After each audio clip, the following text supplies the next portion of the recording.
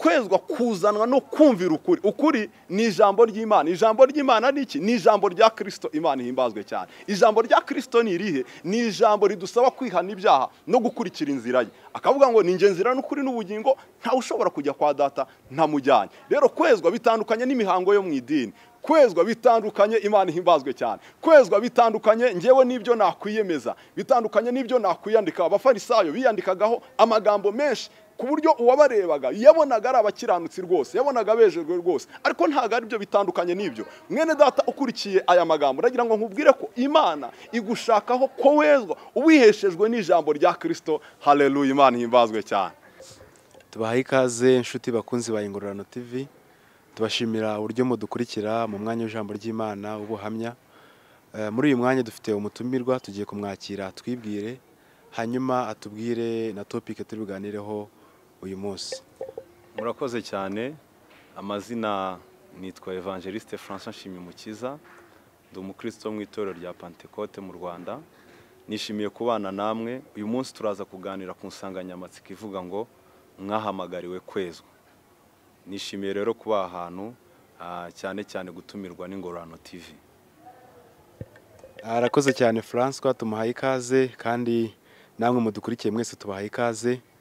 Hanyuma tudatinze reka tumwakire asenge, hanyuma namara gusenga arahita akomeza n'umwanya w'ijambo ry'Imana. Murakoze bene data badukurikiye kuri channel, uburyo Imana yahisemo twakwamamazamo ubutumwa bwiza.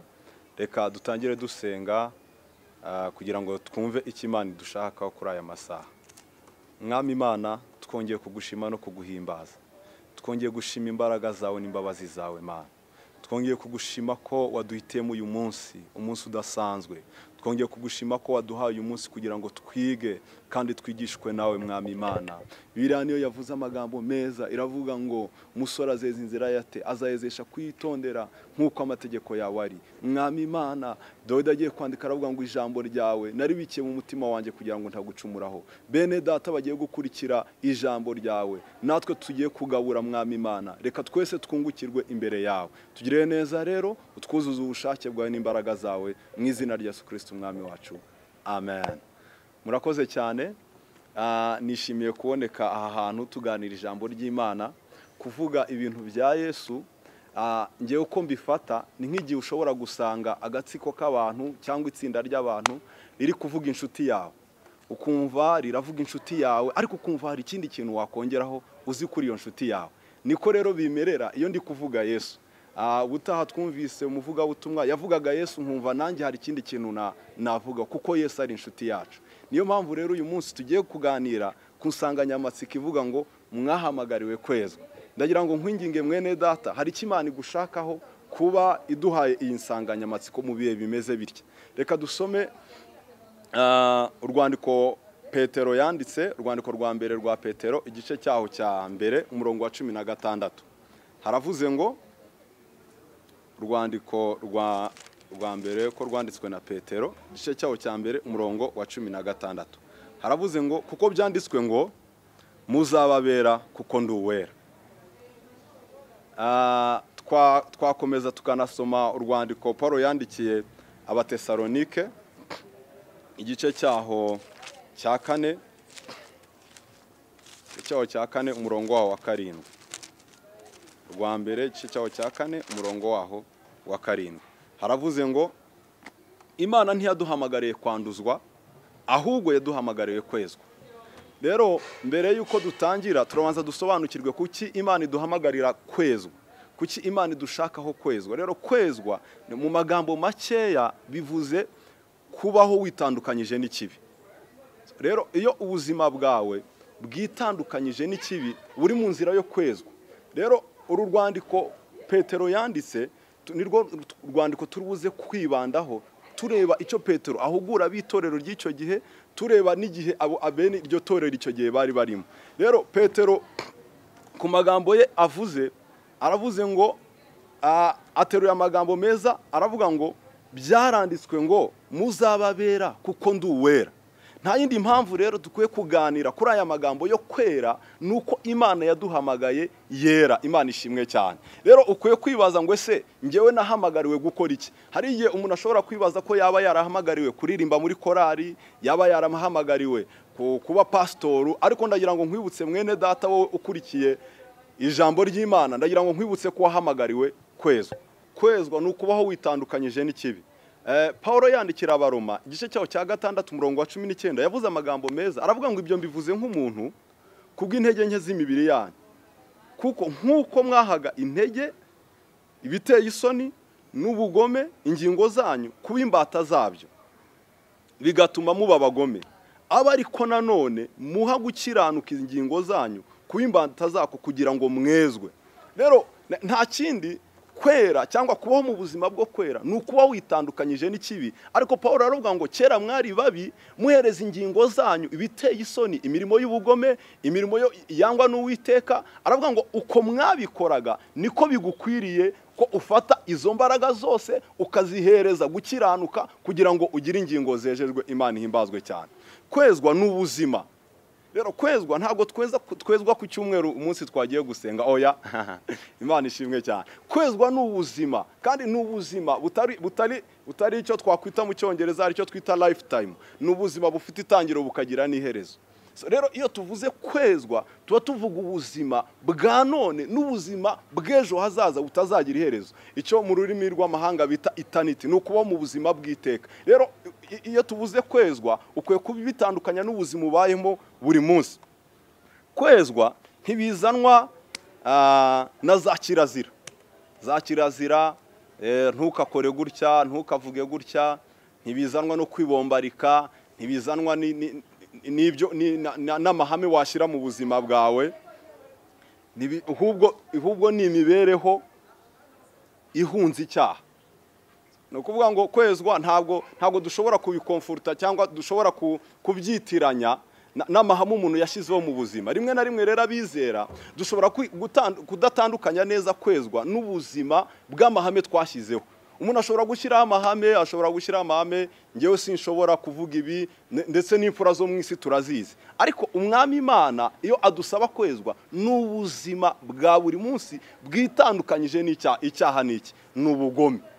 Icyaha mu rurimi rw'amahanga gisobanura ngo ni uguhusha intego. Rero intego y'ubuzima Imana yaturemeye, iyo uyihushije uba winjiye mu cyaha. Rero kwezwa ni ukubaho uhuye neza n'icyo Imana yakuremeye, ariko gukiranuka. Imana ihimbazwe cyane. Rero ndashaka gusobanura ku kwezwa, kubera iki kwezwa, kubera iki Imana yashimye ko twiga kuri aya magambo yo kwezwa. Hari umuntu ushobora gutekereza ko kwezwa, kuba mu buzima bwo kwezwa, mu buzima burwanya icyaha, ashobora kubihabwa na bishopu. Kavuga ati bishopu wanjye ntago nakora iki bishop andeba, ntago nakora iki ndi kumwe nabo tubana mu idini. Ariko ntago ari byo. Kwezwa bizanwa n'ijambo rya Kristo. Imana ihimbazwe cyane. Rero urwandiko rwa mbere Petero yanditse igice cyaho cya mbere umurongo wa 22, nababwiye ko tuza gutinda cyane kuri uru rwandiko rwa Petero. Imbere ndaza kurusobanura impamvu turutindaho. Yanditse amagambo akurikira, yavuze ngo nuko rero ubwo mwiyejesheje imitima kumvira ukuri, kugira ngo mubone uko mukunda bene data mutaryarya, mukundane cyane mu mitima. Rero kwezwa kuzanwa no kumvira ukuri. Ukuri ni ijambo ry'Imana. Ijambo ry'Imana ni iki? Ni ijambo rya Kristo. Imana ihimbazwe cyane. Ijambo rya Kristo ni irihe? Ni ijambo ridusaba kwihana ibyaha no gukurikira inzira ye. Akavuga ngo ni nge nzira n'ukuri n'ubugingo, nta ushobora kujya kwa data ntamujyanye. Rero kwezwa bitandukanye n'imihango yo mu idini.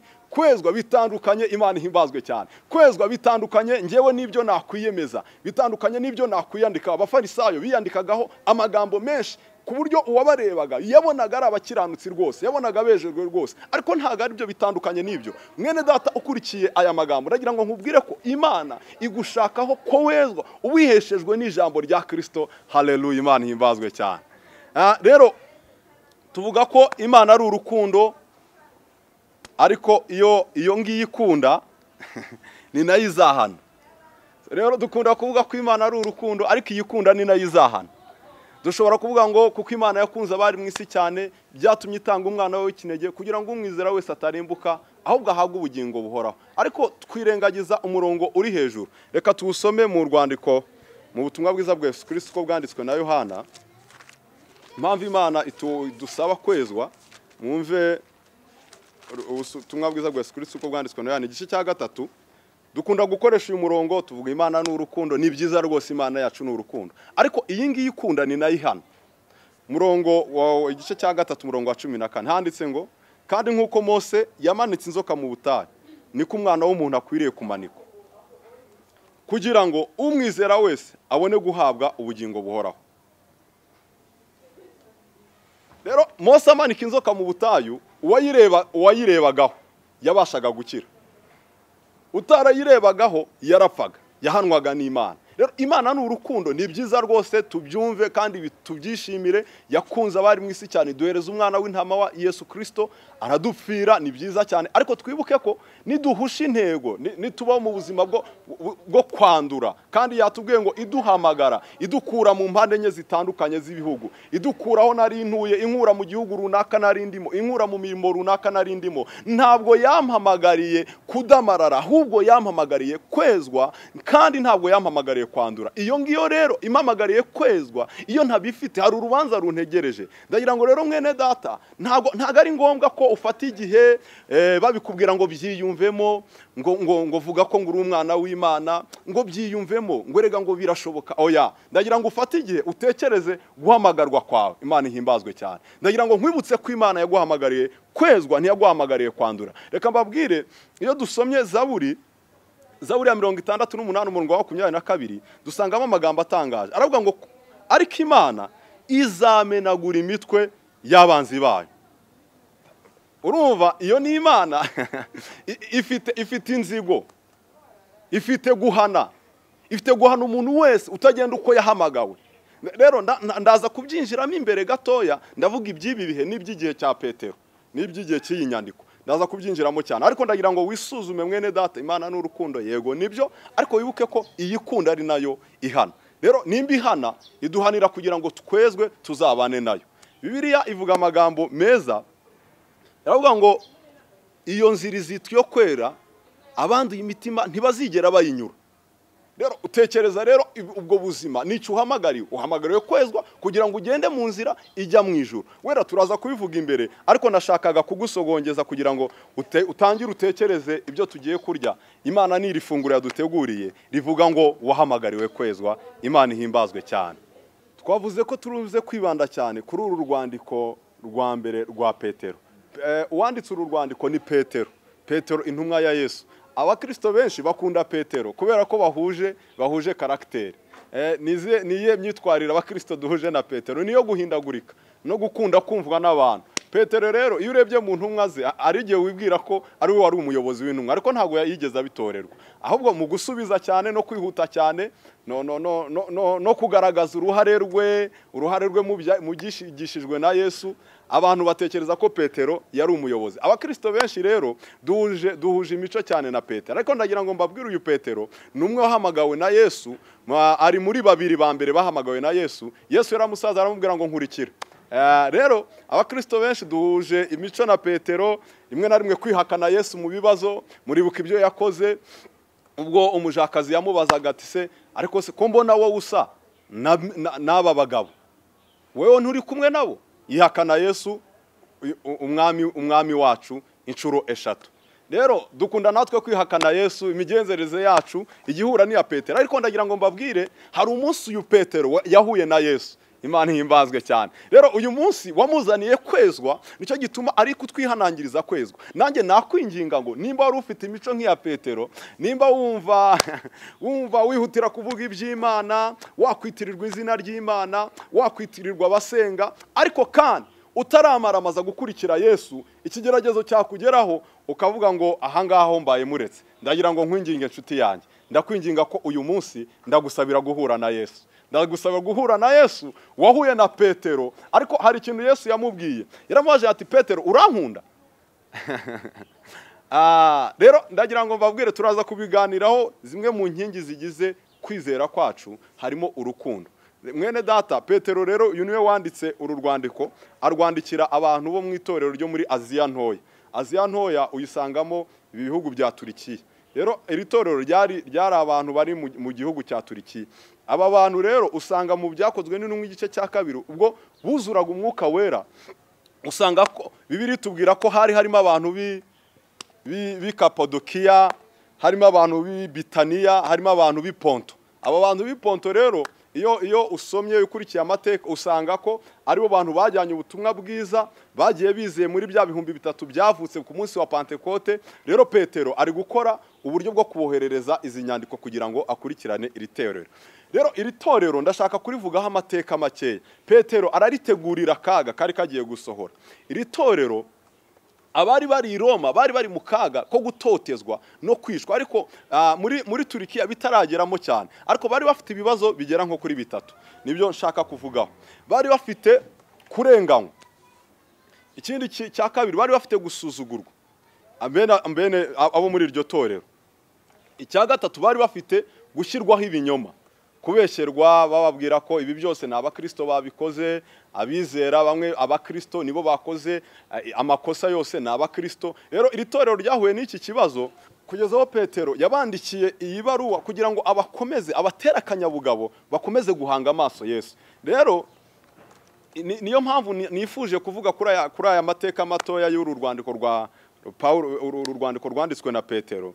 Yari ari kubandikira kubwa kaga bari bafite, anabategurira kaga kari imbere, kuko we yari akazi i Roma, yarazi biri kubayo.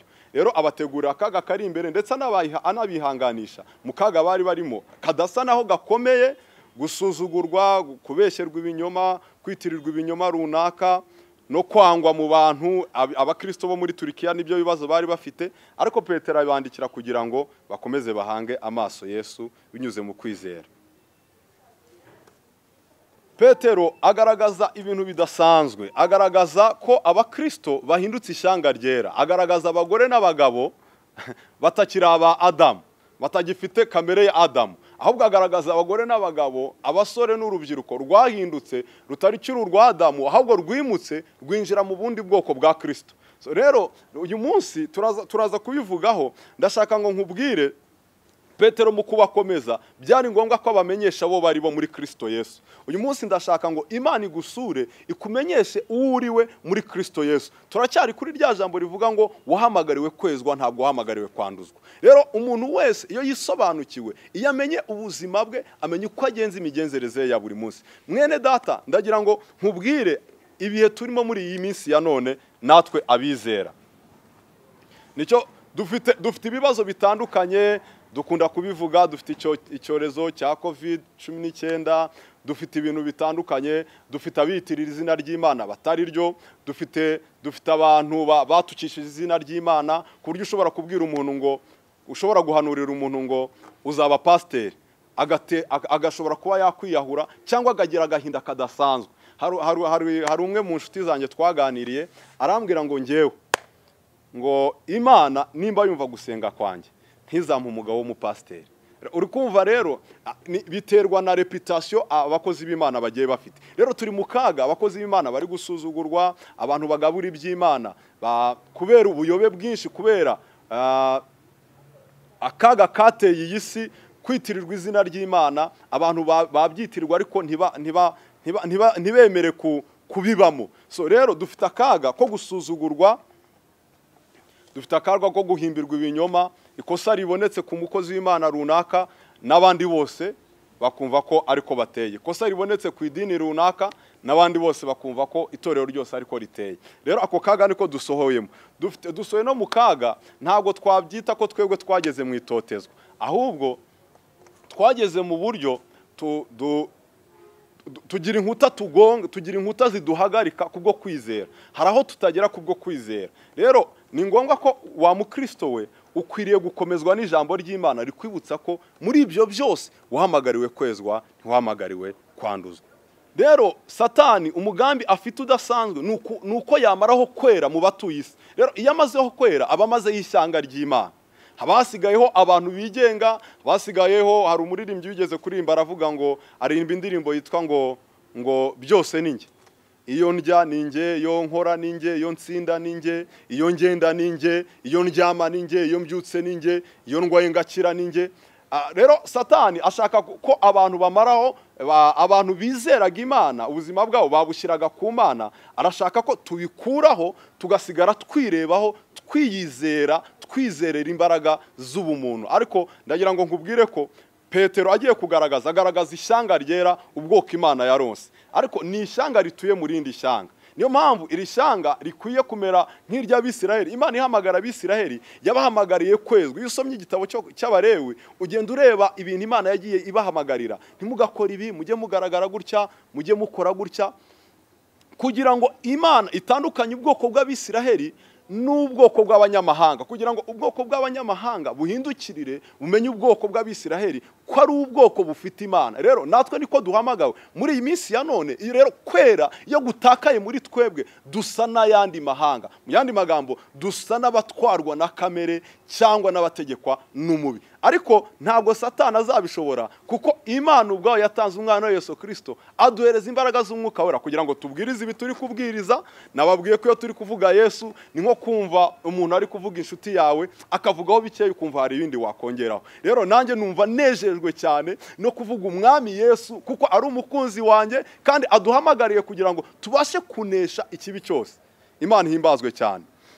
Niyo mpamvu rero ukwiye kwita ku migenzereze yawe ya buri munsi, ukwiye kwitandukanya n'isi ya none, ukibuka ko wahamagariwe kwezwa. Rero Petero yandikiye abakristo, yandikiye abantu bose abari barizeye Yesu Kristo. Rero nanjye uyu munsi ndi kuvugana namwe abizeye Yesu Kristo n'abataramwizera. Ku bw'aya magambo ndagira ngo nkubwire, ibyo urimo ntabwo ari byo Yesu yaguhamagariye. Yesu yaguhamagariye ubuzima bwo kwezwa.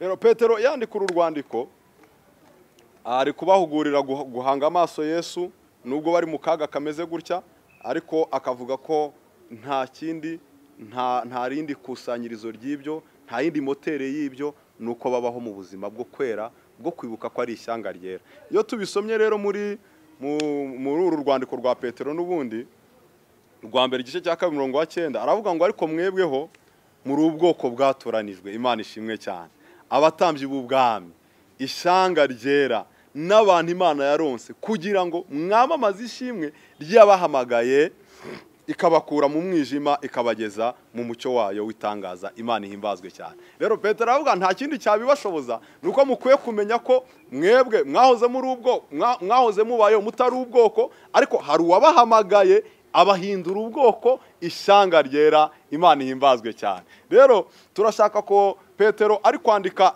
iki gitabo cye asobanura uburyo bwo kwizera mu buryo ngewe ndi bukoreshe inyubako kugira ngo tubashe kubyumva neza, kuko inyubako iyo igice kimwe gipfuye, iyo nyubako ishobora kugaragara ko ihagaze, ariko kandi kugwa kwayo ari iby'igihe gitoya.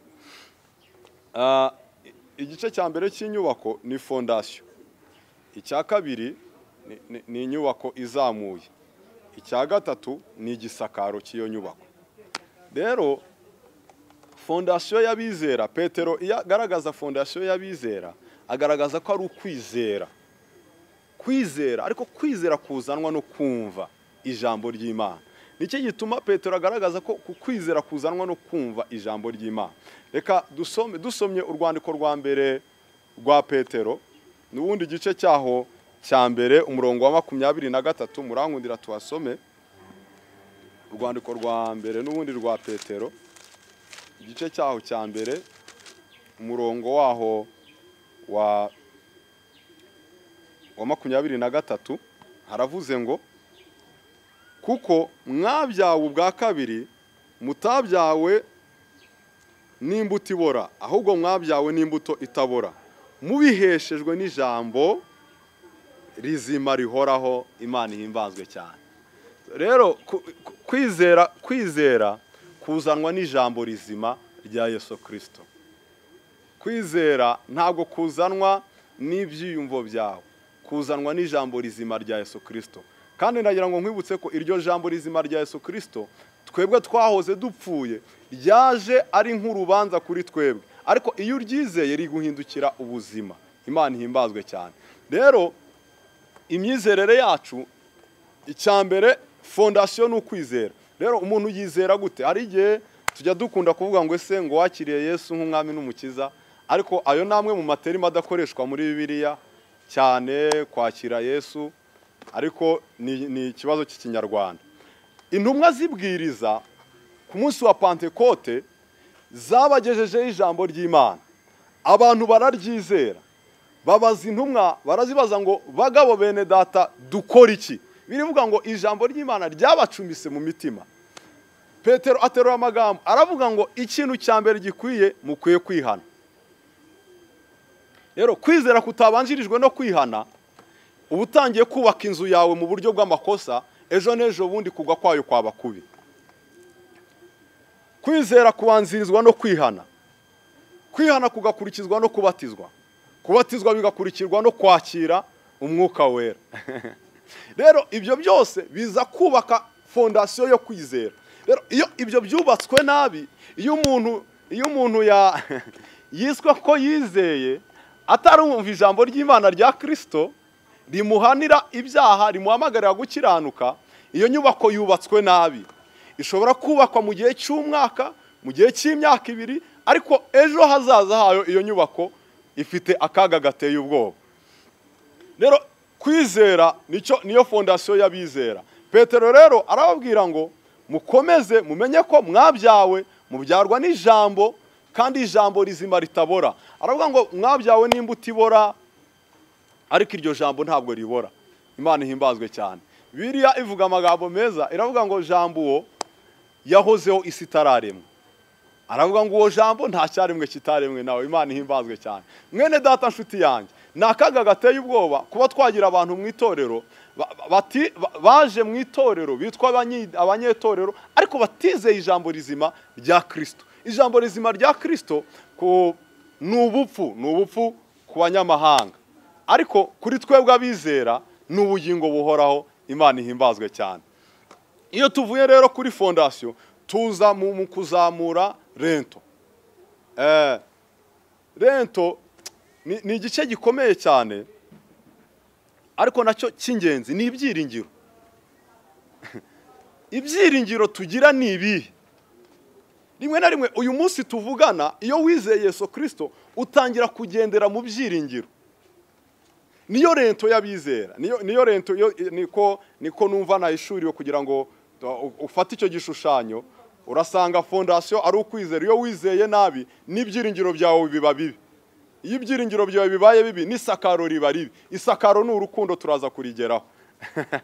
Rero rimwe na rimwe dukunda guhura n'ibibazo, tukarwana mu matorero runaka, ntabwo akora ibi, ariko ukwiye kwibaza ikibazo, kavuga ngo niki kimutera gukora ibi ngibi. Ushobora gusanga mu kubaka inyubako yo kubana n'Imana, kubaka inyubako, kuko Bibiliya iratubwira ngo twebwe turi inzu z'umwuka. Iyi nzu rero iyo fondasiyo ipfuye, ntacyo biba bivuze gusakara, ntacyo biba bivuze gushyiraho rento. Oya, ahubwo banza umenye ngo uyu muntu yapfiriye he. Nshuti yanjye uri kureba iyi video, uri kureba iyi Ingororano TV, tangira utekerezaho wapfiriye. Niki gituma uhora usubira mu byaha? Niki gituma uhora uvuga nk'uko Petero yarabivuze, arabivuga ahangaha, aravuga ngo akawa mugani kasohoye, ngo noneho ingurube yasubiye, noneho imbwa yasubiye ku birutsi byayo, n'ingurube yuhagiwe yasubiye mu mwanda. Rero niki gituma akuwa mugani kagusohoraho? Ushobora kwisuzuma neza ukareba uburyo wubatse inzu y'umwuka. Imana ihimbazwe cyane. Cya kabiri twababwiye ko ari ibyiringiro. Cya gatatu ni urukundo. Twizera iby'Imana yakoze. Donc twizera urupfu rw'umwana w'intama w'Imana. Donc yarapfuye, Imana yarabikoze, twizerera muri urwo rupfu ko duhabwa ubugingo buhoraho. Imana ihimbazwe cyane. Ko rero niko kwizera twizerera mu by'Imana yakoze. Nubwo twaba tutabireba, ariko tukabibwirwa, tukizera ukuri kw'ijambo ry'Imana. Uko niko kwizera. Ibyiringiro ni iby'igihe kizaza, n'iby'Imana izakora mu gihe kizaza. Nibyo byiringiro dufite. Ibyiringiro dufite twebwe abizera nuko Imana itegura kuzabana natwe mu buryo bwuzuye. Biravuga ngo n'uyu munsi twicaye mu ijuru mu buryo bw'umwuka, ariko dutegereje umunsi udasanzwe, igikorwa Imana izakora cyuko tuzabana nayo. Ibyo nibyo byiringiro by'abizera. Urukundo nibyo dukora none. Imana ihimbazwe cyane. Imana ishimwe cyane. Urukundo ni imirimo dukora none. Rero umukristo cyangwa inzu y'umwuka Petero ayigaragaza muri ubwo buryo, isakawe n'urukundo, yubakishijwe amatafari twayita ibyiringiro, fondasiyo twayita kwizera. Iyo kimwe muri ibyo rero gipfuye, umukristo ntabwo aba ari ku kigero cyiza. Rero Petero ari kubandikira abagaragariza aya magambo kugira ngo bakomeze batekereze ko batabyawe n'imbuto ibora. Imbuto ibora ishobora guhinduka. Iyo usomye umurongo wa 24, igice cya mbere umurongo wa 24, usangamo aya magambo: kuko abafite imibiri bose bahwanye n'ibyatsi, ubwiza bwabo bwose bumeze nk'uburabyo bw'ibyatsi, ibyatsi biruma, uburabyo bwabyo bugahunguka.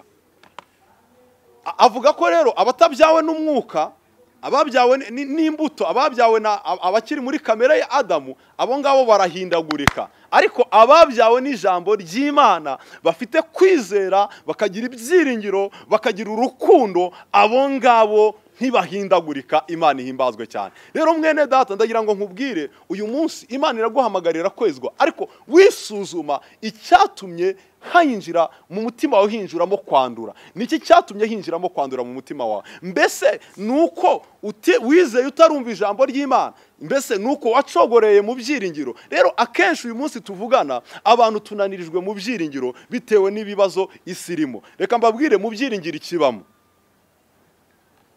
mu byiringiro habamo gukora ibyiza ukanga ikibi. Niki gituma dukora ibyiza tukanga ikibi? Nuko twizera ingororano y'ibyo. Niyo mpamvu umuntu ashobora kubyuka mu gitondo akavuga ngo uyu munsi akazi kanjye gatangira saa 2, ariko ntabwo akunze akazi, akunze ingororano y'ako kazi. Rero ibyiringiro nibyo Imana izadukorera ejo hazaza. Rero mu byiringiro habamo gukora ibyiza ukanga ikibi. Mu byiringiro habamo kumenya uwo uriwe mu maso y'Imana. Mu byiringiro habamo kwigenzura, ugora wigenzura, ngewe ngenza nte, imirimo yanjye ishimwa n'Imana. Mu byiringiro habamo kwihangana. Imana ihimbazwe cyane. Mu byiringiro habamo gusa n'Imana. Rero iyo ibyo byose birangiye, tugera mu rukundo, tugagera hahandi twitwa abavandimwe, mwene so muri Kristo Yesu. Kuko yageze ku rugero rw'urukundo, agera ku rugero rwo kwiringira iby'Imana yamubwiye ko bizasohora adashidikanya. Ageze ku rugero rero ahura na babandi biringiye, abo bahinduka bene se muri Kristo Yesu. Imana ihimbazwe kandi Imana itugirire neza. Kwizera rero Petero agaragaza kwizera kugeragezwa. Iyo bivuga, iyo dusomye urwa mbere rwa Petero n'ubundi igice cyaho cya mbere umurongo wa 7, aravuga ngo kugira ngo kwizera kwanyu kugaragare ko kurusha izahabu igiciro cyinshi, kandi izahabu nubwo ishira igeragereshwa umuriro, kandi kugira ngo kwizera kwanyu kugaragare ko ari ukukuri, amaherezo kuzabaheshe ishimwe ry'ubwiza n'icyubahiro ubwo Yesu Kristo azahishurwa. Rero kwizera Petero avuga dukwiye kubakaho ni ukwizera kugeragezwa. Ndabyibutse neza, hari igihe umuntu yibaza ngo kubera iki Yesu yabaye umuntu, kubera iki Yesu yabaye umuntu akabana natwe, kubera iki Yesu yavutse akarya akamera umuntu. Ndagira ngo mbabwire, ni ikosora Imana yakoze rikosora Adamu wabaye umuntu, ntiyakora ubushake bw'Imana. Ariko Imana igiye gutanga Yesu nk'umuntu, akosora Adamu, akora ubushake bw'Imana, arinda ava mu mubiri azuka atarigeze icyaha. Imana ihimbazwe cyane. Nawe yahuye n'igeragezwa. Ku minsi 40 ari gusenga, yahuye no kugeragezwa n'umubi. Rero kwizera duhabwa ni ukwizera kugeragezwa kugira ngo kuzahishurwe nk'izahabu. Imana ihimbazwe cyane. Murabizi uburyo Satani yamugerageje, yamusanze amaze iminsi ashonje nkuko nanjye nsonza, aramubwira ngo uri umwana w'Imana, hindura iribuye umutsima mazuri. Amutsindisha ijambo ry'Imana, aramubwira ngo umuntu ntatungwa n'umutsima gusa, ahubwo atungwa n'ibituruka mu kanwa k'Imana, ari ryo jambo ry'Imana. Ndagira ngo rero nkubwire mwene data, uhamagariwe kwezwa, ariko kwezwa gukwiye kubanzirizwa no kwizera kugeragezwa. Mwene data, nuhura n'ibigeragezo by'uburyo bwinshi, ntabwo Imana ishobora kutugerageresha gukora ibyaha. Oya, nuhura n'ibigeragezo by'uburyo bwinshi, uguwe gitumo n'ibyo bigeragezo, hangana nabyo kugira ngo uzasohoke nk'izahabu. Twahoze tubivuga, ibyiringiro bizima dufite ni ibyiringiro by'ingenzi byo kuzabana n'Imana. Iyo dusomye urwandiko rw'Abaheburayo igice cya 6:11 tubona ko dukwiye kurwanira ibyo byiringiro kubwo kuzuka kuzagaragara ku bapfuye. Rero nshuti yanjye, reka twihute cyane. Urukundo ruhebuje twubakiraho cyangwa dusakaza iyi nzu y'umwuka ni urukundo dukunda Imana. Hari igihe umuntu ashobora kwitiranya urukundo akunda Imana n'urukundo akunda iby'Imana imuhereza. Rero ndagira ngo mbabwire, urukundo dukunda Imana rukwiye guturuka ku rupfu rw'umwana w'Imana ari we Yesu Kristo. Imana ishimwe cyane. Biriya yavuga ko kuko yakunze abari mu isi cyane byatumye itanga umwana wayo Yesu Kristo kugira ngo umwizera wese atarimbuka ahubwo ahabwe ubugingo buhoraho. Urwo ni urukundo rukwiye kukureshya gukunda Imana. Rero rimwe na rimwe dushobora kubeshwa, dushobora guhura n'abavugabutumwa, dushobora guhura na sosiyete runaka ishobora kukubwira ngo izere Yesu aragukorera igitangaza, araguhereza imodoka, araguhereza inzu, oya. Rero ugakururwa na Yesu n'inzu. Inzu akaba ari gukurura kuri Yesu kuko wakoze bikanga, ariko yakubwiye ko yasenze bigakunda, ugakururwa n'inzu. Rero ukunze inzu ntabwo ukunze Imana. Ndagira ngo mwene data ukwiye gukururwa n'urupfu rwa Yesu Kristo kugira ngo uzahabwe ubugingo buhoraho. Urukundo rero ruhebuje ni urukundo dukunda Imana dukuruwe n'urupfu rw'umwana w'intama w'Imana. Bitabaye ibyo amaherezo yacu azaba mabi. Imana ihimbazwe cyane kandi Imana itugirire neza. Twahoze tubivuga ko umuntu akwiye kubakira ku kwizera, ibyiringiro n'urukundo, ariko bikwiye kugira impande ebyiri nizo abantu bashobora kwitiranya. Impande ya mbere ni impande y'uruhare, ni wowe ku giti cyawe, agakiza ku giti cyawe, kuko nta muntu uzajyana undi mu ijuru, oya. Ahubwo njyewe ku giti cyanjye nzizera Yesu, nibihwana no gukiranuka nzabashe kubana n'Imana. Rero ibyo byose kwizera bikwiye gutangira wowe ku giti cyawe.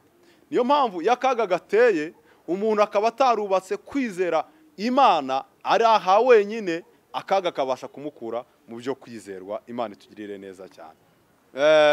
Uretse agakiza ku giti cyawe, hari n'agakiza ku umuryango itorero. Rero ahangaha biteye ubwoba guhurira mu itorero utarakizwa wowe ku giti cyawe. Rero nta kintu iryo torero riba rimaze.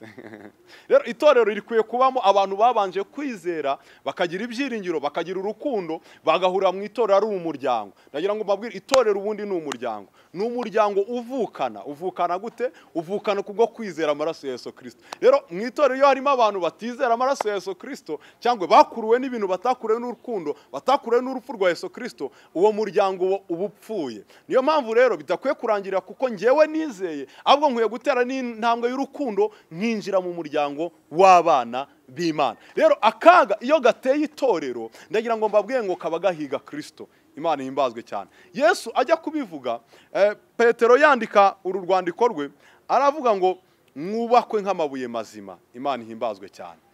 Rero avuga ko Yesu niwe buye rikomeza imfuruka. Rero ikiduhiga kiba gihiga ari rya buye rikomeza imfuruka. Nubwo yanzu yubatse ku kwizera, kubaka ku byiringiro, igasakarwa n'urukundo, ariko yubatse ku ibuye rikomeza imfuruka ari ryo Yesu Kristo. Rero ndagira ngo mbabwire, ibiduhiga bitubuza kwezwa, ibiduhiga biduhamagarira kwanduzwa, ndagira ngo mbabwire ngo si twebwe twenyine bihiga, birahiga ubushake bw'Imana. Niyo mpamvu Yesu agiye kugenda atagiye gutyo, yadusigiye imbaraga z'umwuka wera kugira ngo tubashe guhangana n'ibyo bintu. Mwene data uri kudukurikira hano ku Ngororano TV, ese wari uzi uko Yesu yiteguye kugufasha mu ntege nke uhura nazo za buri munsi? Ndagira ngo mbabwire ikintu gitangaje kinejeje. Umwana w'ikirara ngo akimara kwiyumvira, yibuka ko iwabo bari kubimena, bari gusigaza ibyo kurya, ngo yarihuse, ngo asanze se, ngo se akimukubita amaso ku ntambwe umwana yateye, ngo se yateye intambwe nyinshi amusanga. Mwene data, wari uzi ko nubwo umaze iminsi wanduzwa n'umubi, wari uzi ko Yesu yiteguye gutera intambwe nyinshi agusanga niba ushaka kwezwa? Imana ihimbazwe cyane kandi Imana itugirire neza cyane. Ndashaka ngo dusoreze kuri aya magambo. Reka dusome urwandiko Paulo yandikiye Abefeso, dusoreze kuri aya magambo. igice cyaho cya gatanu murongo wa 26 tugeze kwa 27. Haranditse ngo urwandiko Paulo yandikiye Abefeso, igice cyaho ni cya gatanu murongo waho wa 26. Haravuze ngo aryeze amaze kuryogesha amazi n'ijambo rye, aryishyire rifite ubwiza, ridafite ikizinga cyangwa umunkanyari cyangwa ikintu cyose gisa gityo, ahubwo ngo ribe ryera ridafite inenge. Reka dusubiremo aya magambo. Paulo yandikiye Abefeso, igice cyaho cya gatanu murongo wa 26. Aravuze ngo aryeze amaze kuryogesha amazi n'ijambo rye, aryishyire rifite ubwiza, ridafite ikizinga cyangwa umunkanyari cyangwa ikintu cyose gisa gityo, ahubwo ngo ribe iryera ridafite inenge. Imana itugirire neza.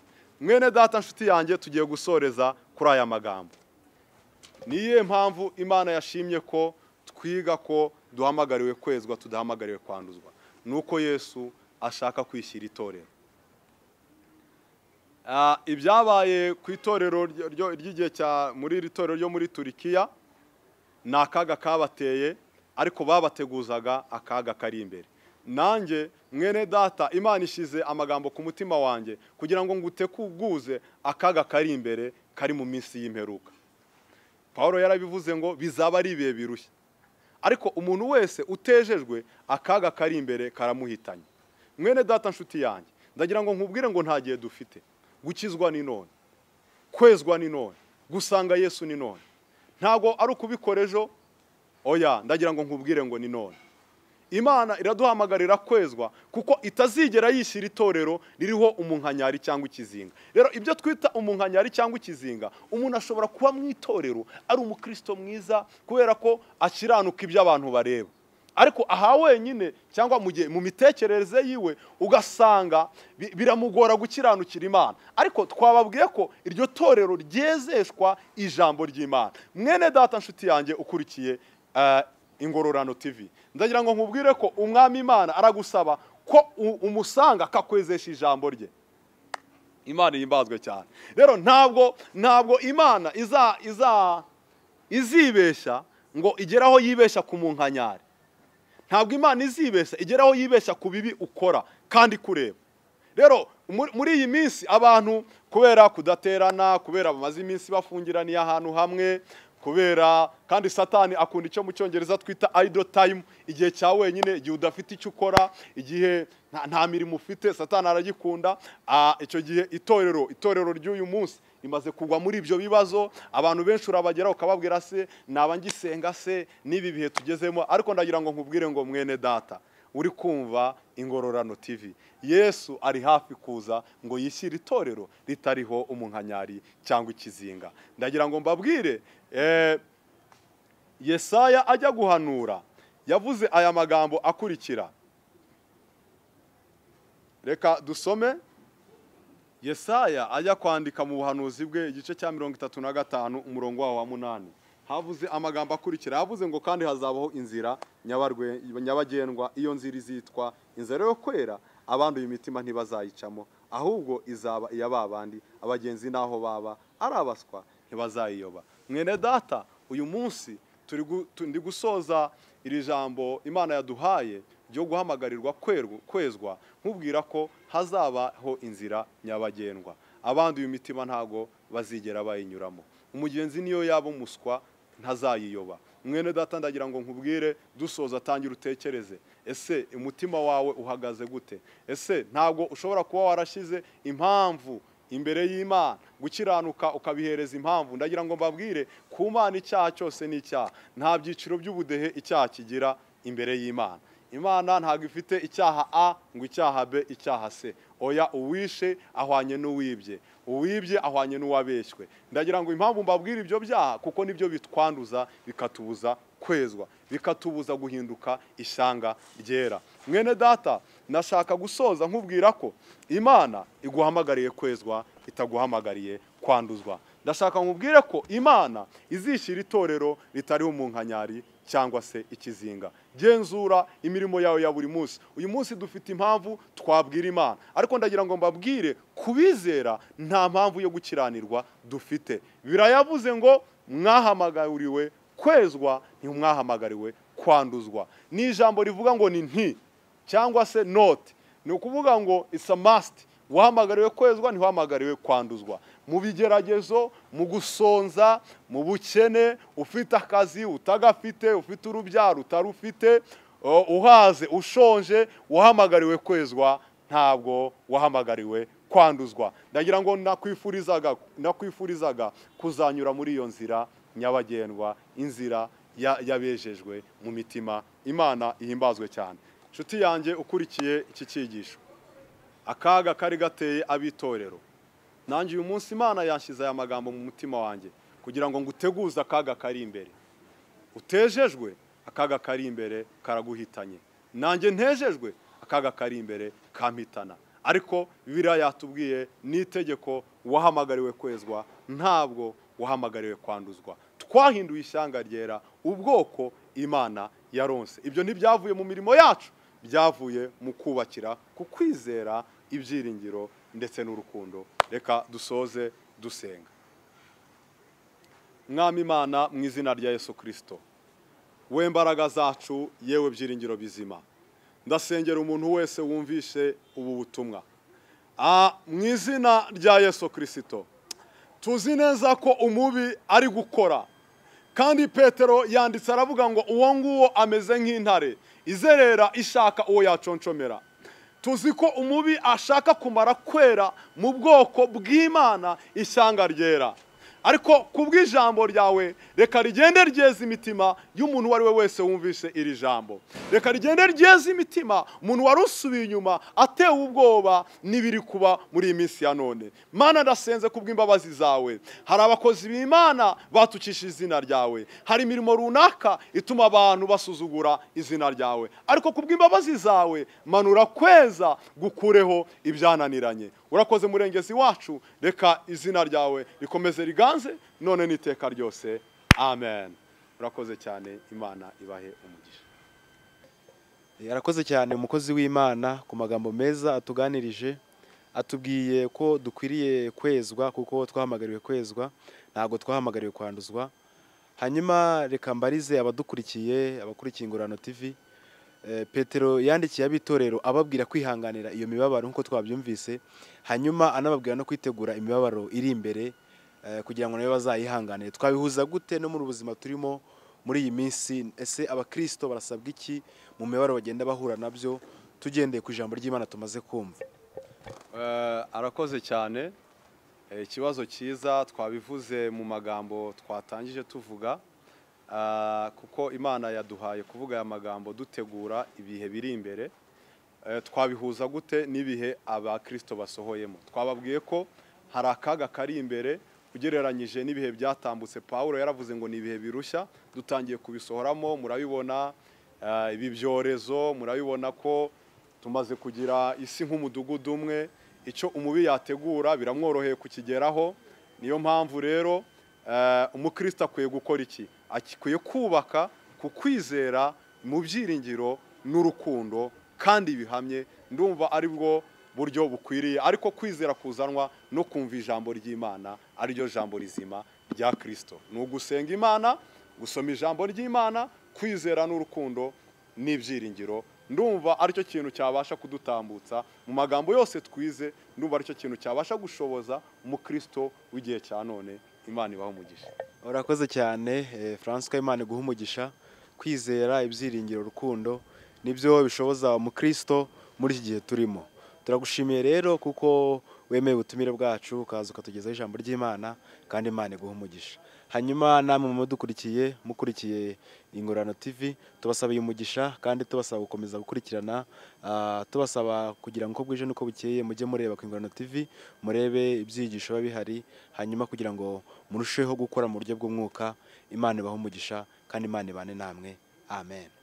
Amen.